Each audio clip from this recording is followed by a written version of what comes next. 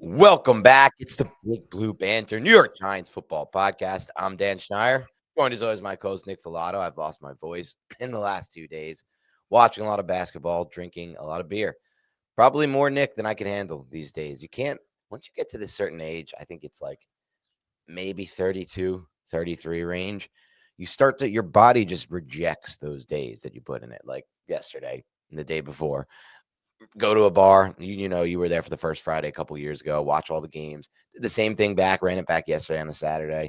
A lot of beer, a lot of pizza, a lot of heartburn. So I'm here now to discuss the Giants and try to get my voice back. Nick, how was your weekend, buddy? My weekend was good. Just worked a couple of my jobs, met a couple cool people, hung out. I'm not really a Nice. big college basketball guy, but I know a big loss happened that a lot of my friends were talking about with St. John's. Uh, I didn't know if that affected your bracket. I didn't put a bracket together, but what are your brief thoughts on that? I did not have St. John's going far. Oh, that's I good. love them during the regular season, but they just didn't profile as the type of tourney team that I like. They were 71st in offensive efficiency, despite being one of the best teams during the regular season. That's hard to carry over into the tournament, and it usually almost never works. There was one example, UConn, a while ago.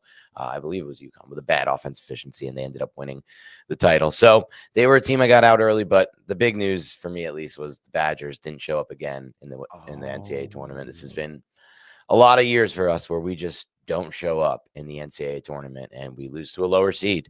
And this was a good team, Nick. This was my favorite Badgers team from a regular season since the final 4 years. They weren't as good as Over them or Frank anywhere Kaminsky? near. Frank the Yeah, Tank? Damn. they weren't anywhere near as good as that team, but they were just the most fun team since that team. They ran and gunned, and they shot threes. But this podcast is about the Giants, and people want to hear about that, Nick. So let's talk about that. The Giants have made some moves in the last 72 hours. There's the big one, which we'll discuss. They signed Jameis Winston, quarterback free agent, to what's early being reported, Nick. I don't know if this is going to end up being true, as a 2-year, $8 million deal. So a super cheap deal, bargain type contract, similar to the range the Giants signed Tyrod Taylor for 4 years ago when they brought him in during the 2022 season, off season. So maybe even cheaper slightly, despite the market going up. I think they got him even cheaper, at least according to this report. They also signed an edge rusher who's very intriguing, I think. Victor, I don't know how to pronounce his last name. Dimukeji. Dimukeji, former Duke player, has a little bit of juice off the edge and some numbers to back it up. That one could be very interesting for the Giants. And then a couple guys that could be depth plays, Lil Jordan Humphrey and Zach Pascal, two receivers. I think Humphrey at one point was a tight end / receiver. So add some size to the end of the line of scrimmage. Maybe can be, that specialty type player that Chris Manhertz was last year for the Giants. Not to say he won't be as well, just that type of player in certain type of packages. So where do you want to start with these specific signings? Of course, we're Big going to one? start with Jameis Winston is a New York football Giant. Look, Dan and I have been talking about this for quite a while now. We weren't certain that this was going to be the move, but we knew the Giants are going to add a veteran quarterback. And at this price, 2 years, $8 million. Look, we all understand, people who listen to this podcast, we understand where the New York Giants are. We don't have delusions of grandeur. We don't think the New York Giants are going to seize the Super Bowl next year, right? But can we be competitive, and can this team be respectable enough to allow the young assets to grow, and maybe the franchise can be led into a direction that is respectable and competent? Jameis Winston may not be the primary engine to that, but he can be a supporting cast, a supporting actor in that. Why I say this is the Giants will likely draft a quarterback either in the top 5, or they could trade down, or they could get it in the second round. They're going to get a quarterback early in this draft, and that quarterback will likely be the franchise face. We just wanted a veteran to set a stable environment for that rookie. And Jameis Winston can do that while also being able to start games for you. And we know he's going to do everything. And I'm not trying to compare Jameis to Daniel Jones, but I'll power through right here.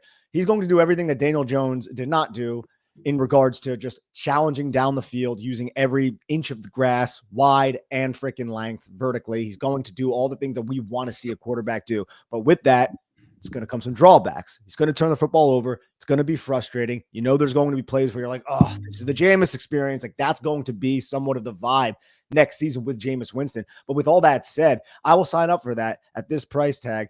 every day, especially if the Giants do pair him with the rookie, because again, I think he offers a level of competency and just an excitement factor that we just have not seen at this position since Eli Manning.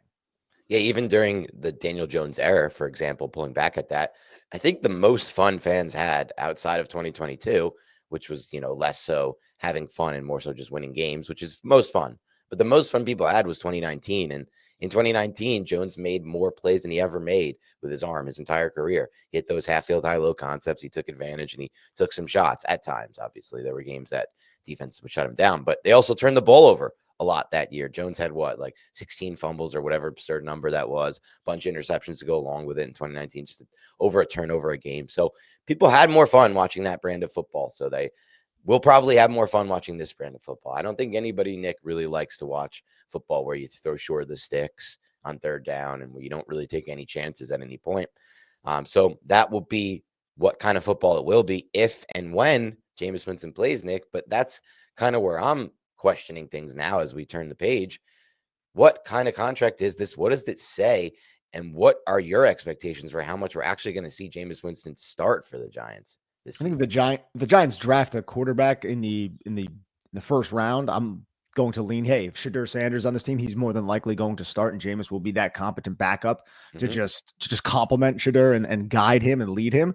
And look, there's still a lot of time till the NFL draft, but that's a situation that we could see manifest, right?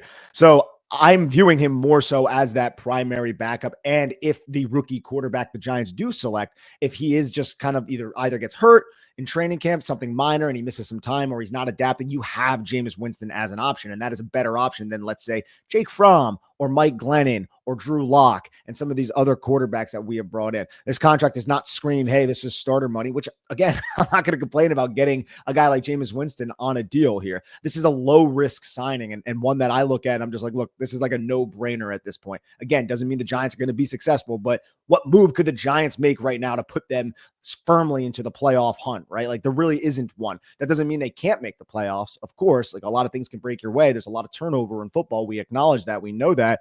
But Jameis Winston is a player, at least at this price tag. It's just low risk. Bring him into the building and he's competent enough. I mean, it's that simple in my opinion. What about you? Yeah, it seems like they've been waiting for a while in free agency, the Giants and other teams as well, for this quarterback situation to unfold. And this is one of those moves where they can look at it like, well, this doesn't really put any wrench in our plan. We can make this move and the rest of what we want to do can still happen because it's only 2 years, $8 million. So I've read and I've heard that this doesn't take them out of the Aaron Rodgers sweepstakes. They're still interested. I think it's still not a coincidence, Nick, that they made this deal the day that Aaron Rodgers reportedly spent like 5-6 hours in the Steelers facility. We haven't heard him do that with the Giants. I think the writing is on the wall there that Rodgers will either retire or sign to play with the Steelers at this point. Look, the Giants had a shot at Rodgers, a real shot at him, before the Steelers kind of moved on from Justin Fields and seemingly Russell Wilson. They had a shot at him. It seemed like that was the play at that point. But since the Steelers came to the picture, I just never felt like the Giants really had any chance to get Aaron Rodgers. Now, I guess it's still possible based on the structure of this contract with Jameis, but I wouldn't expect Aaron Rodgers on this team at this point. What I'm asking you next is, if you have Jameis Winston signed for 2 years, $8 million, let's say Aaron Rodgers is done and you know that he's not going to sign with you. Where do you go next? We talked about the draft. We'll talk about that more. But do you go anywhere else at quarterback? And if you're going to sign another quarterback, Nick, is it to compete with Jameis to potentially start if the draft doesn't go your way at quarterback? Or what is the expectation for where Jameis will be at versus another potential free agent you'll bring in? I'm fine with them going out and getting it. I've been pounding the table for that for how long now? It's like, hey, let's just make this room a room that is respectable so we don't find ourselves into the situation that the Giants fell into in 2024 or guided themselves into, depending on how you want to look at it. So, yeah, if they wanted to go out and get a Joe Flacco, I would support that. And then you go and you draft a quarterback, and now you have these two veterans. It's just, I don't know if Flacco would want that, right? Like, I don't know if the other veteran quarterback that they're bringing into the building would want that, because they likely want to be, hey, I'll go and be on the Colts like Flacco did, right? And then if that young quarterback struggles, I'll have an opportunity to play and continue my career. I don't know if they want to compete with another veteran, but again, it all comes down to the opportunity, right? If you come into the New York Giants, Joe Flacco, let's just say, but it could be anybody, Mason, like whoever, right? If you come into the New York Giants, you don't know if there's a rookie quarterback. There's going to be, more than likely, right? But you don't know who that is right now. But you do know that all you have to beat out is Jameis Winston, and you could be a starting quarterback. So it really depends, like how many other situations are like that in the league. A lot of these other teams actually have a plan A at quarterback. Right now, Giants don't have a plan A. The Giants have Tommy DeVito and Jameis Winston, and that plan A will unfold through the draft. But even that could be a long-term plan A leading to snaps for a veteran. So as I talk in a 360 circle right now, a guy like Joe Flacco could be incentivized to come in if he wanted to compete with Jameis Winston. It just depends on how he's viewing himself and what he thinks the New York Giants can offer them. Is he trying to compete right now? Like, is he trying to win anything? Can you achieve that with the New York Giants? I think these are all the questions that are probably flowing into the mind of a veteran quarterback. But to answer your question, yes, I think the Giants should go out and get another guy to pair with Jameis Winston, as we've been saying all. Yeah. And I think if they do, I don't necessarily think that means that Jameis won't have a chance to play over that guy. I think they'll both probably be given, like you said. I mean, this is not the same situation as it was with Tyrod a couple years ago when, he signed with the Giants and he really was never given an opportunity to win that starting job over Daniel Jones. They didn't give him any first team reps in camp. They didn't let him run with the first team. They didn't let him run the preseason with the first team. And this is different. I think that depending on what they do in the draft, especially if they don't go quarterback with that 3rd overall pick, Nick, or with the capital of that 3rd overall pick, say they trade it back, I think that these two, Jameis and whoever else they sign, could be starting for Giants for the whole season at quarterback. If they draft someone in round 3, round 4, that player is probably viewed as a developmental prospect. They don't expect to be on the field this season. So with that said, let's look toward, what could be the possible upside. I think the upside of Jameis is the idea, and we could put it, there's two sides of the Jameis thing. The upside one is what we've talked about throughout this show for the past month, which is just the way he throws the anticipation, the way he challenges all levels of field, which is, borne out by the stats and the film, the air yards and the film. It's going to give these receivers a chance to make plays. But the other side of it is, or they might go the route that Sean Payton went with Jameis Winston. I mean, the most successful stretch of Jameis Winston's entire career was with Sean Payton on the New Orleans Saints. I think he was either 5-2 or 5-1 during that stretch. From what I've read, this is according to Josina Anderson. I guess the tape would substantiate this, Nick, as well if we went back and had time to watch it. But from what I've read, Sean Payton really honed in on the concepts that Jameis throws well and sees well, and then eliminated the concepts that he likes to run as a coach, Sean Payton. But quite frankly, Jameis Winston couldn't see well or couldn't operate well. And they won games, Nick. But I don't want to make this out to be some fairy tale that it was. And it wasn't, because they threw for 177 passing yards a game during that stretch where the Saints won all those games. It was a lot of running the football, and it was a lot of defense. Now, the Giants are familiar with that brand of football and that attempt to try to win football. They did it in 2016 with Eli Manning in his last playoff season, and they did it again in 2022 with Daniel Jones. But I don't necessarily want the Giants to go back in that direction. Again, I'm hoping that if Jameis does play, Nick, that we're going to see more of the aerial version of him we saw last year with the Browns. In that 2021 season, though, with the Saints, Jameis Winston had a 7.1% big-time throw percentage, according to Pro Football Focus, with a 3% turnover-worthy play percentage, which was the lowest in his career. 3% isn't exactly like elite. It's better, but Jameis Winston is the type of quarterback who averages, I think, turnover worthy plays 4.7%, but that's just with that 3 being the lowest. And then you had a 3.6, but last year was 5.2. The year before that was 5.8. The year before that was 5.1. And now, again, he's not playing full-time snaps, but this is the type of quarter, like 5.8%. That's a high turnover worthy. High. That is high. Like that led the league, I want to say, but he's going to also throw. So it's a boom bust type of thing, right? When it comes to Jameis Winston, that's the kind of guy I want to roll the dice on, as we've said. I don't want to be too redundant here, Dan, but this is the type of signing that we're happy that it was announced. So at least we have this one guy. And if they do want to try to get Aaron Rodgers, sure, that's still on the table. You still want to try to get Russell Wilson or Joe Flacco or another guy, sure, that's still on the table. At this price tag, everything, like you said, is still on the table. And I think it also gives them the opportunity to play from a different hand when it comes to the draft. They're not at such a desperate point of desperation, I should say, as they enter these potential trade talks with the Titans or maybe the Browns or whoever it may be. If the Giants are doing something like trading back up into the round 1, if they didn't like what they had at 1, to get that quarterback. So it gives them that opportunity as well, though. I don't want to look too much into that. I think if the Giants like a quarterback, they're going to take one at 3. If one of those 2 quarterbacks is available, I think they probably will end up with Sanders at 3 is where I would lean now. And I don't think this changes that. I'll say this, Nick, the ultimate upside here, excuse me, Assuming it has a chance to happen, which, I think it may or may not. And if I do believe that it can happen, I do believe in Dable, and I still believe in his ability to coach quarterbacks. It's that he has this Geno Smith-esque resurrection of his career with the Giants. And what will that lead to? It could lead to some good years. It could lead to some playoffs. It could also lead to capital. The Seahawks just got back a third-round pick, an early third-round pick up the top of third round for trading Geno Smith years into the reclamation project that they went about, establishing by signing him and putting him on that team. So I don't think that's impossible. I don't find them to be totally different prospects at the points of their career where they were established. Like Geno Smith was a turnover-prone quarterback with not a lot of good tape before his Seattle days. Same can be said about Jameis Winston. Flashes for both. They both like to throw down the field. They both like to challenge outside the numbers and down the field. So I don't think it's impossible. And if Dable is what he's cooked up to be, this will be his opportunity to do that with a player here. Yeah, I think that's the excellent point. You made this point a couple weeks ago, and I was like, exactly, right? Like, if Dable is that coach that we all still have questions about since the Giants quarterback situation was what it was, if Dable is that guy, here is his chance. And this isn't going to be the only guy he's going to be able to work with. Again, like last year, you had, like, I don't know how they felt about Drew Lock. They didn't feel that great about it. Like I said, like I had my boots on the deck at training camp, and it was obvious early on that it was like, what the is the second team doing? Like, it's either our second team defense is elite or our second team offense has no fucking idea what they're doing.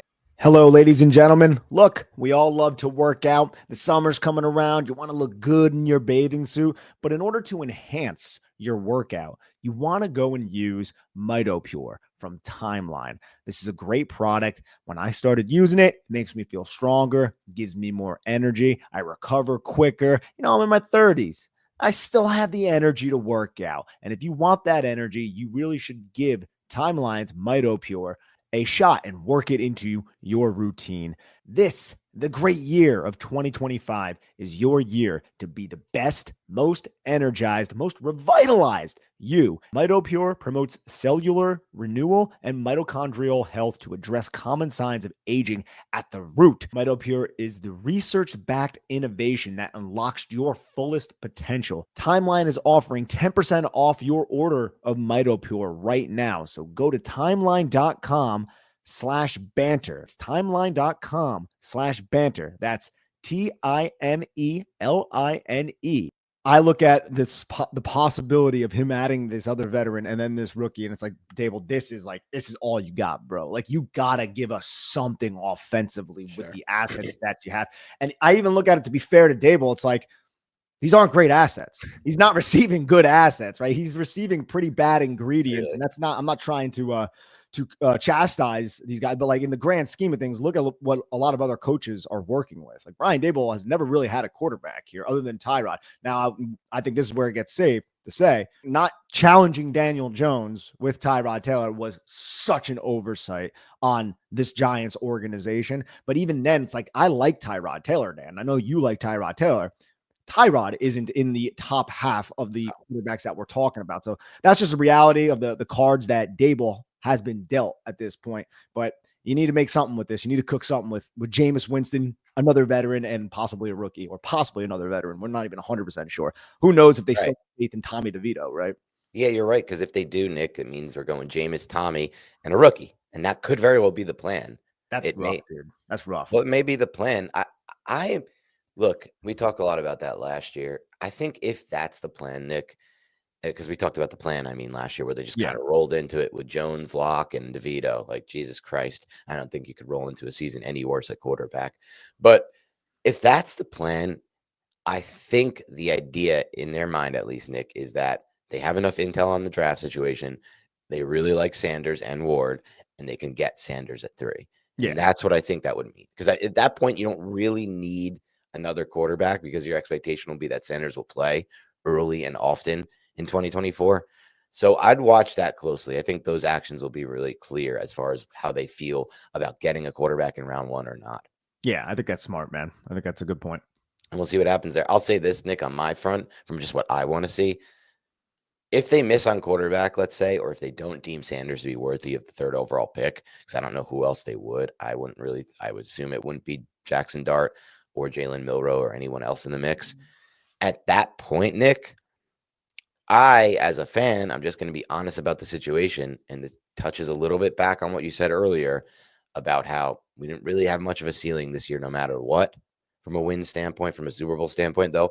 I was believing that Aaron Rodgers would have been giving us a ceiling. I know that's probably false hope and delusion, but I did think he could have pushed Well, us how towards high the is the playoffs. ceiling? Like, what are we Like the talking about? playoffs, like, Yeah, winning. I don't think that's like the most unreasonable thing in the world. I know what it It's a sounds little like. delusional considering it didn't happen with the Jets, but No, I don't know though, because that's just a different situation though. Like sure. things could click, like things could come That's together. what, yeah, that was my Yeah, thought. yeah, exactly.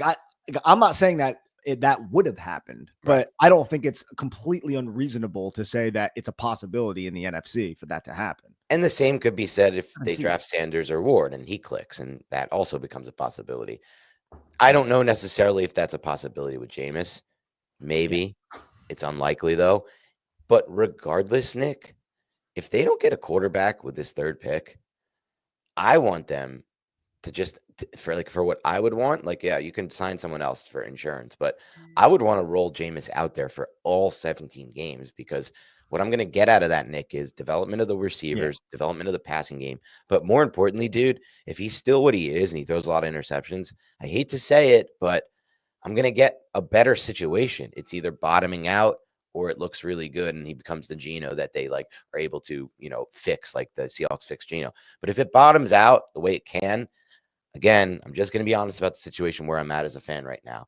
I Yeah. prefer next year them to win 3 games for them to win 7 games. I'm just going to be honest about where I'm at right No, now. I I need this understand. thing to turn around. The only way this thing turns around is by a quarterback. So if they don't get a quarterback in this draft, they don't like Sanders, let's say, I'm personally rooting for fun, but also a very good draft pick so I can get a quarterback. No, I get that. And look, you're going to be rooting for the Giants to win. Like if the Yeah, Giants can start like 5-2 or something, like that's a fun that will situation. change everything, right? Exactly, and that's what Dan's getting at here. It's like, yeah, maybe Jameis is that Geno Smith reclamation project, and we don't necessarily need to worry about quarterback in the long term, as it's not as dire of a situation as it previously was, since we're getting sufficient play from Jameis Winston at the quarterback position. But if the Giants are, 2-7, and we're like eke Sure. out these wins, it's like, we're just putting ourselves in that same position that the Giants have consistently put themselves in over the last several seasons. Just to tie it back, the idea is just that Jameis is the type of quarterback who has that all or nothing that you discussed earlier, Nick. And that's where it's tying all back for me. It's like, what is it going to be? Boom or bust? Great. Great. That's what I want. Boom or bust. If someone said, I'll give you Jameis, or I could give you something that I can guarantee you is most likely going to be better than Jameis, and that's the 2022 version of Daniel Jones, and we'll run that same offense back and it'll work, let's say, Nick. I'm not taking that right now, Nick. I'm just not taking that. I don't want that again. I don't want that ever again. I knew the whole time there was no ceiling with that.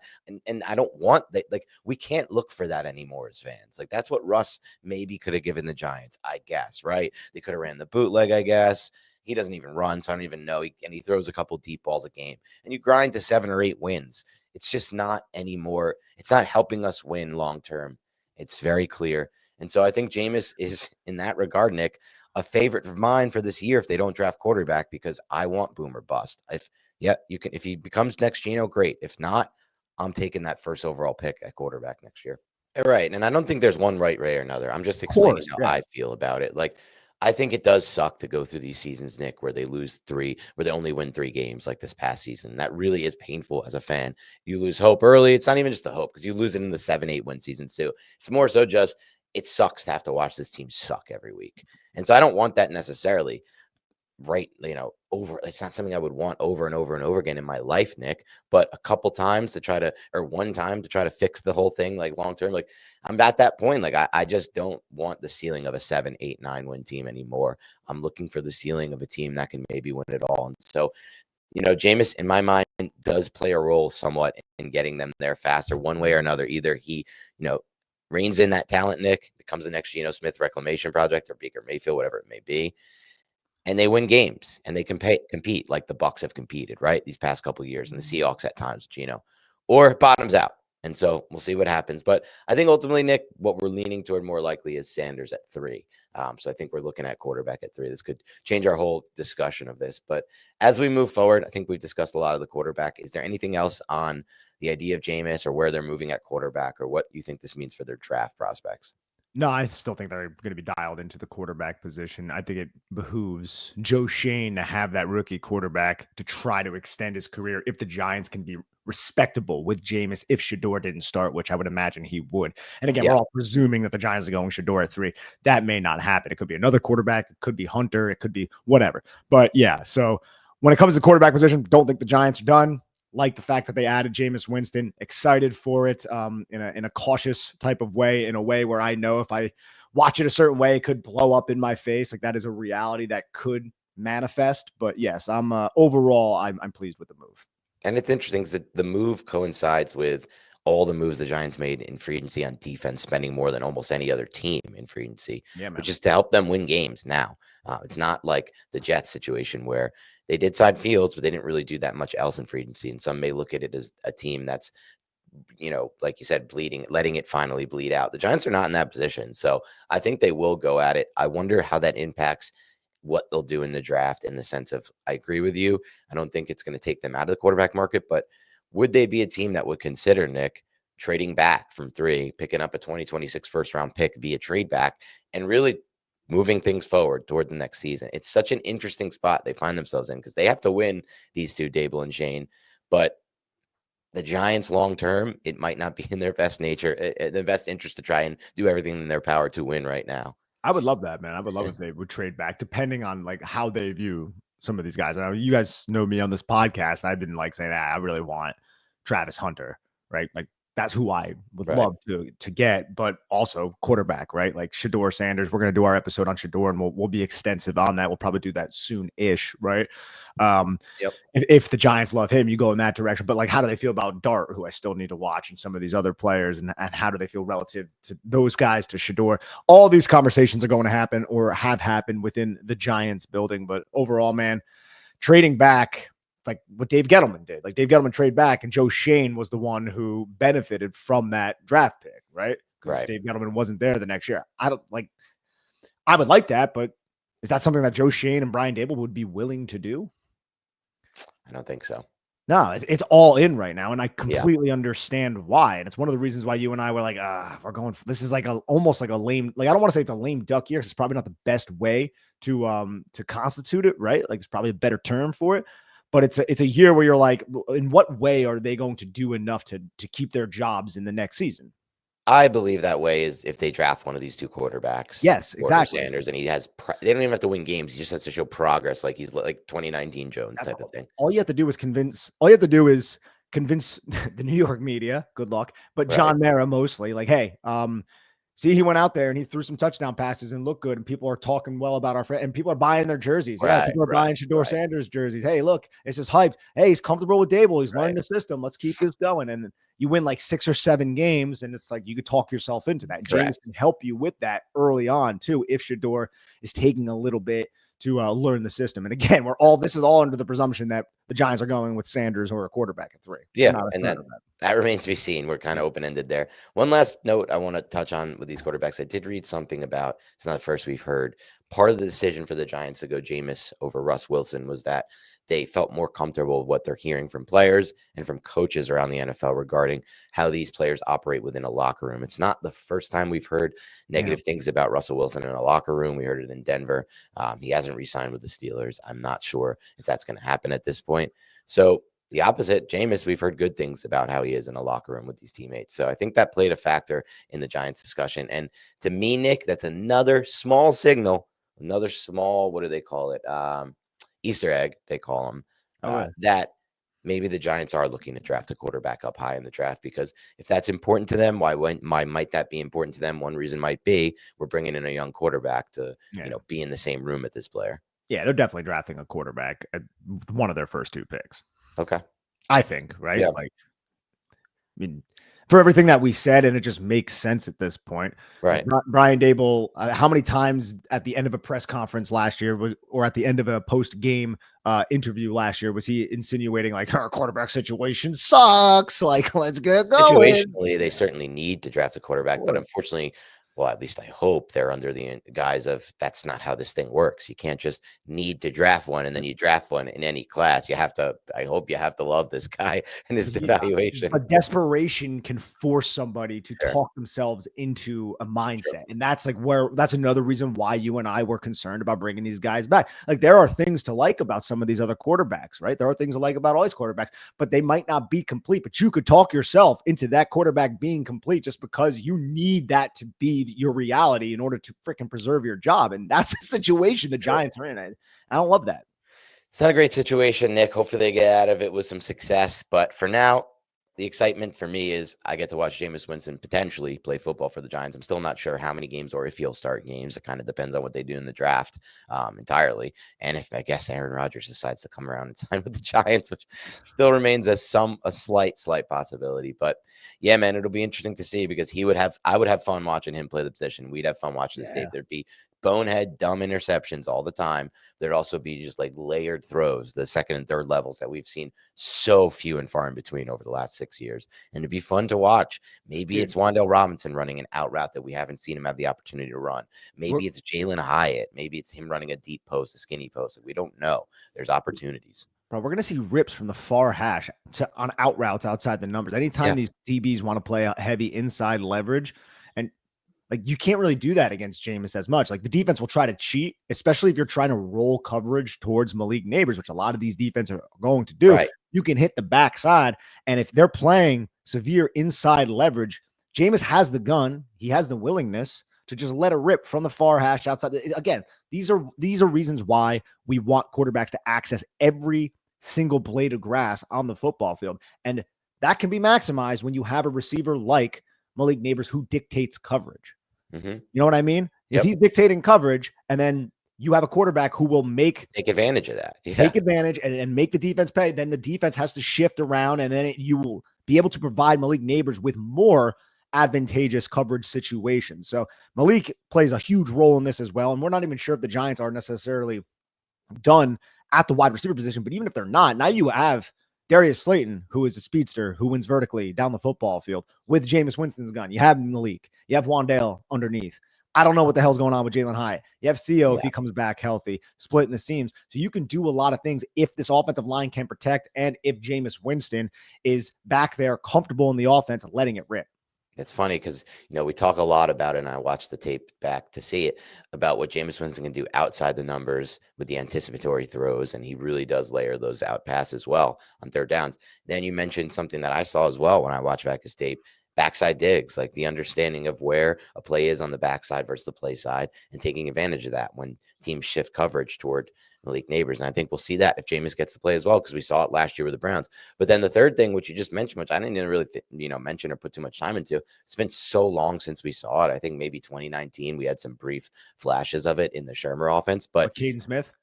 Yeah, but it's exactly, but it's the seam, because I watched Jameis throw the seam to Njoku. Daniel Jones after 2019 didn't throw the seam for whatever reason. It's just not. It's a tough throw for quarterbacks. It requires it's a tough confidence. Throw. But the Giants were facing so much like cover three. Oh, yeah. It's a tough throw they could have taken advantage of, but it requires a quarterback to see things well. If you want to throw the seam, you got to see it fast. You got to get the ball out fast. You can't do the wait to see it open like the Giants have been doing for 6 years. Of course, but like when you are in cover three, that seam can come open, but when they are playing cover two and they're getting out towards the numbers, that seam really comes open. And then it challenges that Mike backer to sink if they're playing like a Tampa 2 type of coverage.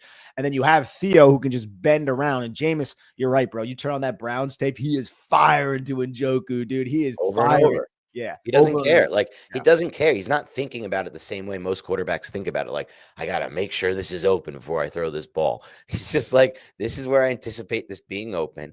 His anticipation isn't always right. Hence the 5% plus turnover throw worthy rate. Like, he doesn't always anticipate it well, but when he does, you see Njoku get these huge chunk gains up the seam where a lot of tight ends and quarterbacks are not taking advantage of at the NFL level. And with the current rules, Nick, like I've always kind of thought the seam is a cheat code because safeties are really not allowed to play as aggressively as they once were there to make stops there. They have to be really careful not to get that penalty and go helmet to helmet or whatever it may be. So it's really just a spot. And now you could get your, receiver hit hard, hurt potentially. It's a risky throw for a lot of reasons for a quarterback. There's a reason a lot of quarterbacks don't throw it, but man, when you watch him with Njoku, you're seeing them gain yards and create chunk plays by doing it. Absolutely. So just for reference, before we tie a bow on this Mhm. conversation, Daniel Jones hasn't had over a 2.5% big time throw rate since 2020. Okay. Jameis Winston has had over a 3.5 big time throw rate in every year since then. And in 2021, it was 7.1%. 2022 was 5.7. 2023, it was 6. Again, this is a much smaller sample size than Daniel Jones. And then last year, I believe it was 3.8% with that time with the Browns. You're going to get these big throws if we haven't made that clear. There's going to be a lot of verticality to this offense if that's where Brian Daboll wants to go. I wanted to bring this up, though, because I think this is valuable. How much does Brian Daboll rein in Jameis Winston? Because Daniel Jones was better than Jameis Winston when it comes to risk management. Now, again, that leads to you not challenging and you checking down and it being a boring offense and a 3-and-out kind of situation. But do you think Daboll might, like, Jameis makes a mistake week 1? It's like, hey, let's rein this back a little bit, and then Jameis won't be able to uncork as much as we'd hoped because Brian Daboll is holding him back a little bit. It's a possibility, Nick. It would be rightfully pretty too, which is disappointing. Thing. What'd you say? Is it possibly rightfully to hold him back if he's being reckless? Because I guess, yeah. I mean, rightfully for him, for the coach, and I get it. Like, you're not going to think you're going to win games if you throw interceptions, and that's what Sean Payton did. So I think it's very possible. I don't want to speculate too much on it, Nick, because it likely takes away some of the fun of what we discussed on this whole pod of having Jameis Winston. Like, if we morph him into the Daniel Jones or whatever it was, like, he still could never be that guy, though. Like, that's the thing.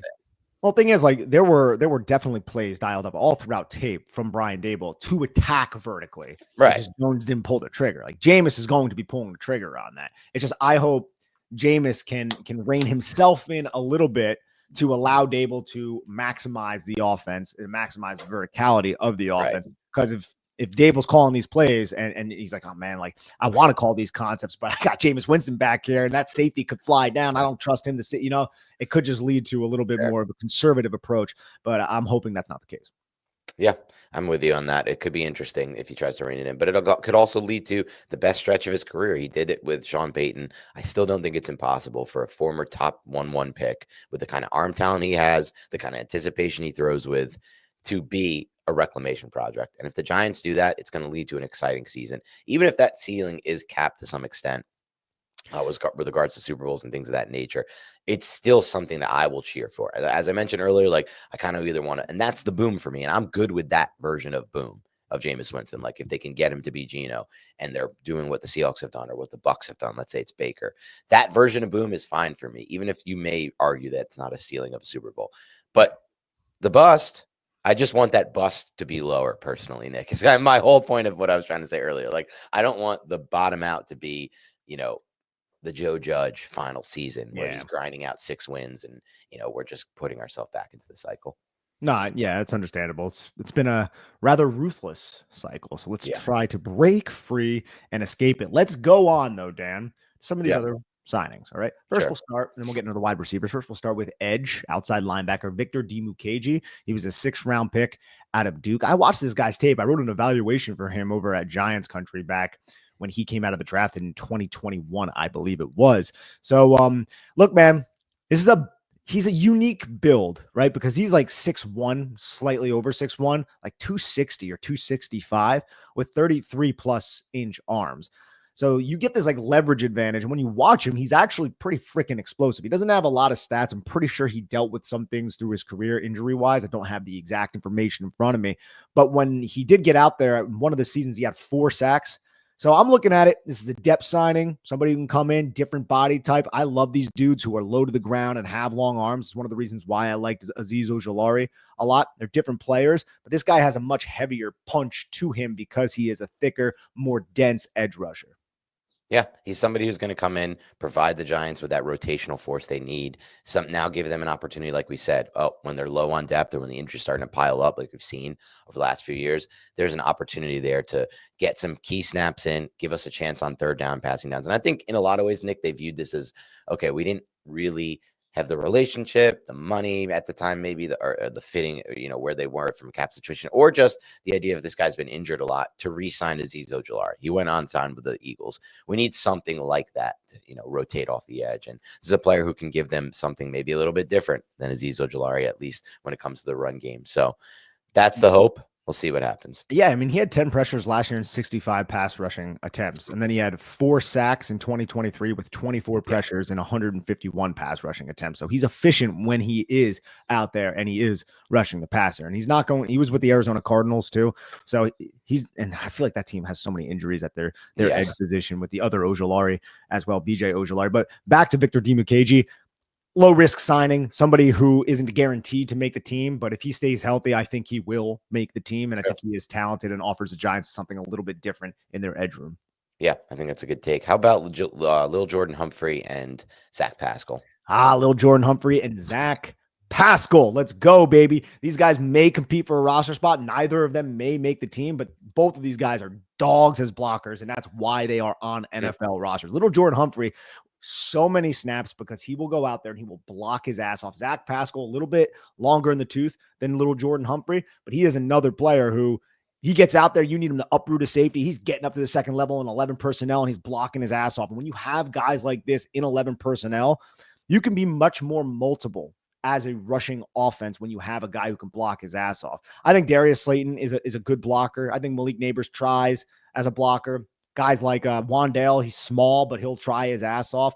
But when you have a guy like this is like some of the more elite blockers at the position. It's one of the reasons why they're on the squad. Now, with that said, are these just Allen Robinson type of signings where it's like, yeah, they'll compete in training camp, but that ultimately they might not make the team? If you look at the Giants receiver room right now, you have some guys who are going to be competing their asses off if all these guys stay healthy once training camp rolls around.